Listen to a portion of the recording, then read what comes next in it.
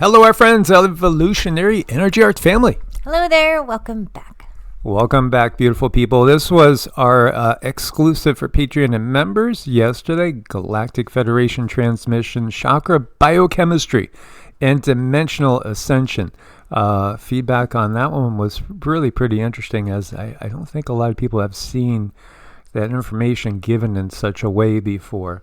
Again, we are direct channels for the Galactic Federation as well as many other beings. And really what they want to get across is to help you guys and anybody that needs help to connect to your own spirit guides. Because, whether you believe in them or not, you have spirit guides that would love to talk to you. Absolutely. They'd love to share what they can share with you. Again, you're having a temporary human experience at the beginning of a new era, a new age upon the earth. This is an exciting time. And so with our regular routine of mantras, meditation, and then we just simply receive what information comes in from the guides. This is what we got actually yesterday that we're going to give to you today. Mm-hmm. Well, it's something. It's been coming in for a week or so, but we got the completion part of it yesterday. So the information comes in little dribs and drabs at first, and then it makes form, and then it's born. So that's how that goes. But when it comes to language, there's all kinds of different languages. There's sign language, there's love language, there's your style of connection, there's that language, and there's also languages on how you speak to your guides and how they speak to you. So one of these may hit home for you, and so now you know that, okay, well, I'll hone in on this because this speaks to me the loudest. And it might be a little bit of all of these, but the guides came and they were talking to me about the different languages that they are able to speak through, because there is a karmic consequence. They cannot directly interfere in your life, and depending on your contracts, well, they might come in different ways rather than speaking directly to you. So the first language is subtle but direct words and thoughts. So this is the clearest form of contact, the inner voice, telepathic impressions, or words that arrive in your mind that feel placed there, not generated by your own looping thoughts. It feels subtle, is gentle flowing, but direct. Clear, unmistakable. You don't have to wrestle with it. It just shows up at your front door and says, here I am. This is what I am, and this is what this means. Sometimes it sounds like your own voice internally, but it isn't because of its tone, authority, or simplicity, or wisdom. And this is the most mental channel, often showing up when you're quiet, meditating, or asking a clear question. And it can take on its own personality. And that's how you tell the difference, because you're able to step into that personality and hear. So the second language is through other people. Guides often send answers through conversations, overheard words, songs, or even a stranger's comment that hits you deeply. So this is synchronicity at work. A random person becomes a messenger. That's always very, very fun when things like that happen. It often happens when you are asking a question, but not receiving directly. So the answer must travel through the web of reality and return to you in human form. So an example of this, if you wonder silently about making a big change, you're just wondering in your own mind, and then someone says, leap before you're ready, and it hits your core, so somebody just came in and they confirmed or didn't confirm what you've been thinking silently to yourself. And I just want to know what Mike has to put in before I finish. Yeah, absolutely. I mean, both of these happen all the time. all the time. Once you get used to them, once you get used to the fact that this is not your own mental machinations, it's really an outside source that's communicating to you, then it gets very, very easy to distinguish, really easy. Mm-hmm. You know, one thing that can stop it too is a lot of trauma, a lot of pain, a lot of situations where your emotions are tangled up. That's what can stop this. And this is why we always talk about how important it is to heal, because it can also twist the information that's trying to come to you if you have traumas. So you at least should be aware of that. You know, if you're channeling information through a traumatized vessel, just keep in mind that it might not be exactly what you think. So the third language, the feeling, buzzing, tingling in the body. So the body becomes an antenna.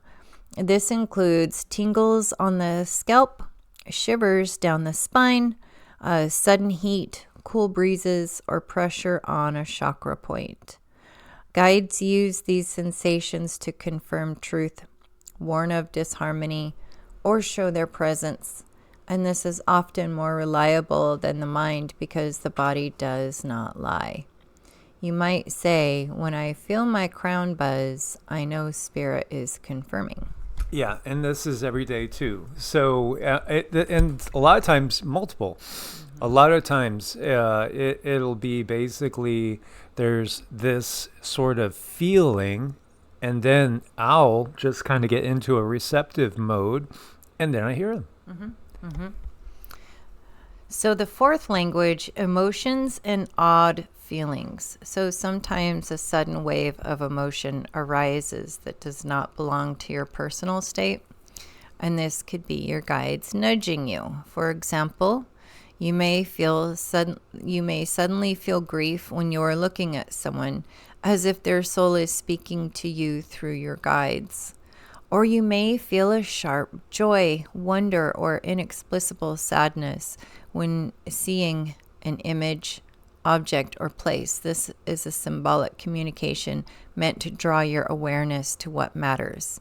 This is the most subtle because it's easy to confuse with your own mood. The key is discernment, asking, is this mine or is this communication? Very, very important. So, you know, what these are like a multi-dimensional toolkit. When you figure out what your language is with your guides, then you're able to hone in on that. And sometimes it might be all of them. So sometimes when Mike and I work with people, we might receive information through all four ways, whatever is allowed karmically to be received. That's how we get the information. So we're tuned into all of them. Yeah, and we communicate with our guides all day, almost all day, every day. I mean, it's just always there. It's like we absolutely know they're there, and we look for cues.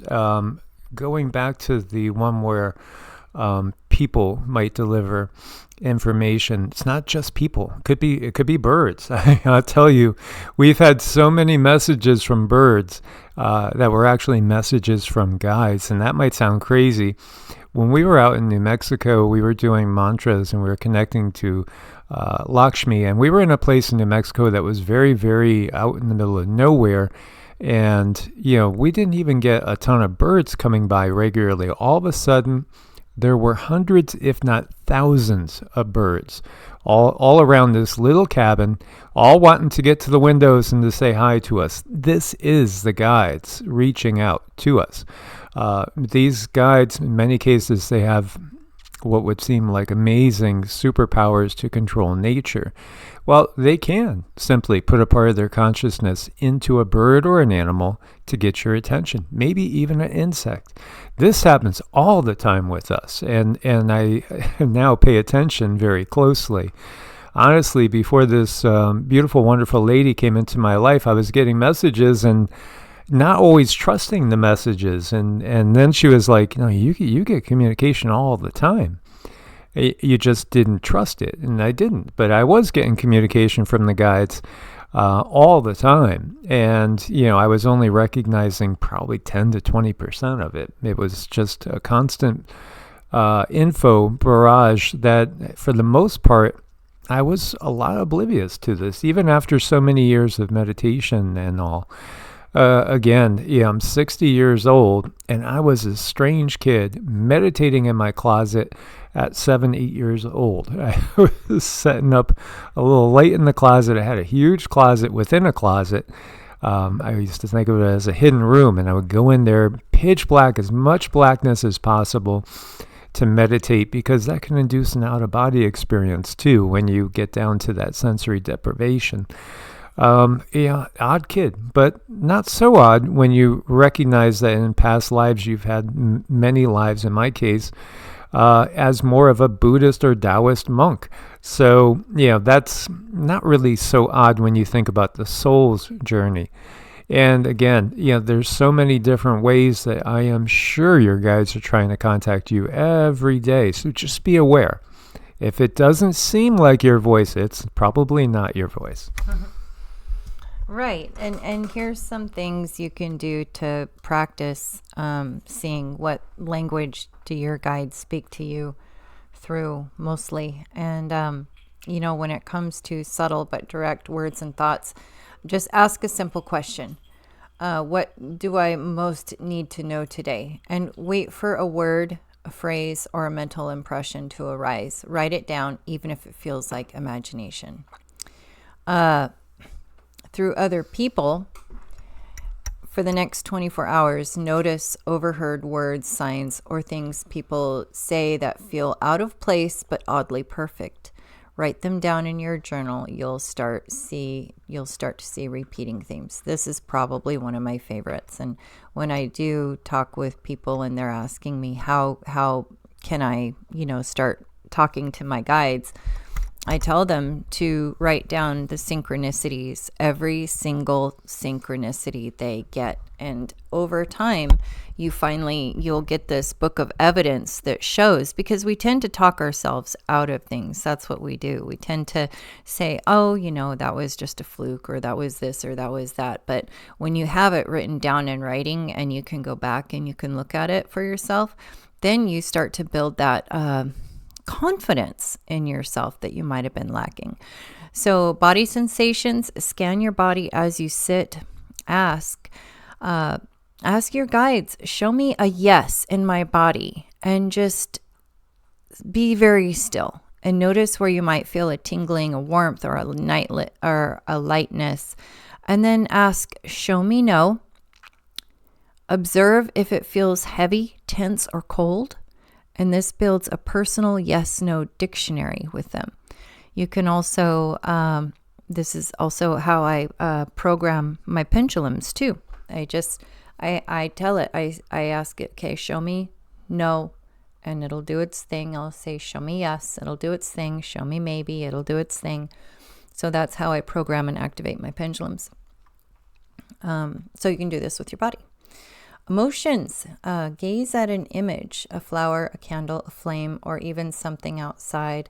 Ask your guides, speak to me through emotion, and notice what arises. Is it sadness, joy, longing, peace? And see if it has a symbolic meaning. So sadness may be compassion awakening for the collective and not your sadness. And I've had this happen several times too. And I think many sensitives go through this. Like, they'll feel a thing happening before it happens. People will have really weird body sensations, and then we'll have a huge earthquake, or, people might be going through sadness, and then across the world, we might have a really big, situation going on in the middle of town where there's protesters doing very bad things, because ultimately we are all connected, some in soul streams across the world, yet we still feel each other's pain, and you might be feeling something like that. So I hope this helps give some guidance, and helps people get started talking to your guides, because it really is a sacred journey here on earth, and to me, it's really important to learn these things. And oftentimes you might go through some type of life trauma where you don't trust yourself, or you feel you've made mistakes and you feel uncertain about talking to your guides because you're not getting direct communication. And what I can say to that is actually teaching you how to talk with your guides. It's teaching you how to find that certainty inside of you before you make a move. So everything has a purpose. And, we're all in this together. And this is something that is very, very good to learn and help other people learn it as well. Absolutely. I want to give you guys, just before we end this one experience of my own that was really curious. My first Reiki master teacher that was leading me through a guided meditation to meet my primary energy work guide. And I saw the guide. It was easy to see clearly. And we sat down like a pose from each other in the astral. And she said, what does he say to you, or share with me what he says? And the term that came through is, when he greeted me, bowed, and he said, Laoshi. And it was like, what? Laoshi? I didn't know what that meant at that time, but it's actually Mandarin Chinese for teacher. And so he was addressing me as teacher, even though he was to be my teacher from the other side, because I'm incarnated here. At other times, I was his teacher. And thus, this is how it works. It's a term I didn't know at that point in time what it meant. I had to go look it up. But it came immediate in response. Mm-hmm. And these are things that you really want to remember and you want to keep in the forefront. These are the things that you want to write down, these synchronicities. And no matter how small, I encourage you to definitely write it down, because this log of information is going to come back to you, and it's really going to help guide you into learning how to speak with your guides. Yes. So we hope that helps you guys. Again, a daily routine is really the most important thing I think that you could do, because again, we are so much more than just our physical embodiment. And this way we could help to connect ourselves to the higher self and get more direction. There's so many different tools that are available, like astrology, for instance, understanding your birth chart. Why did you come in here in the first place? What's the primary reason for your incarnation at this time? If you don't understand your Vedic astrology birth chart, it is a little bit like putting blinders on as we go feeling our way through this. And with the insights that can be gained also with the other charts that are available, because like Cindy does more than just the birth chart, she can look at the transits and see what are you facing personally right now. That's a challenge. There are some big events that occur during our lifetime that could be very, very full of, time periods full of trials and tribulations. And if you're wondering, why am I going through this? Well, could be that the answer's in the stars there, as well as things like looking at your D9 and past life. And was the past life successful? What was the past life all about? Because, sometimes we pick it right up from where we left off. Other lives, very, very different, totally different set of expectations when it comes to the higher self. Mm-hmm. Indeed. As always, guys, much love, source bless, and namaste. Namaste.